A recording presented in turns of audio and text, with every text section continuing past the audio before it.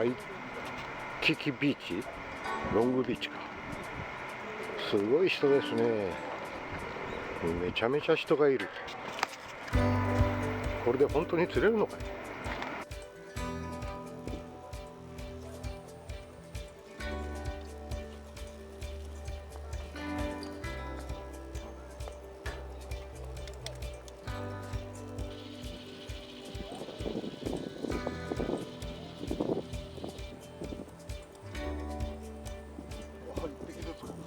か。よっしゃ。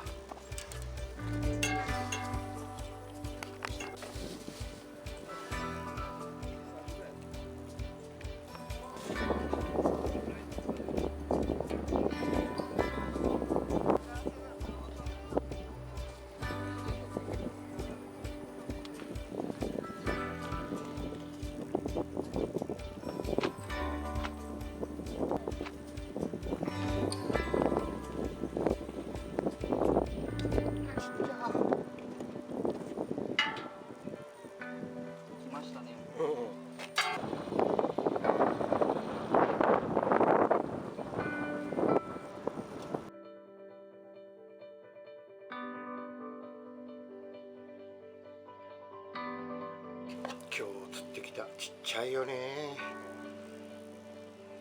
これうまいことさばけるかな、こんなちっちゃいやつ。切れてない。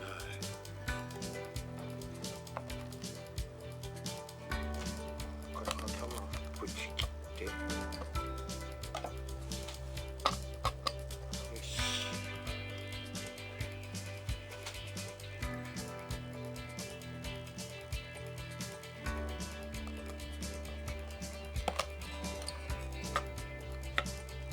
よし、あとは洗うだけ。はい、今回はうまくいきました。ちっちゃいケルキ3匹、全面2匹で根ゴチ4匹です。さばきを終えました。あとは夕食ですね。楽しみにしておこう。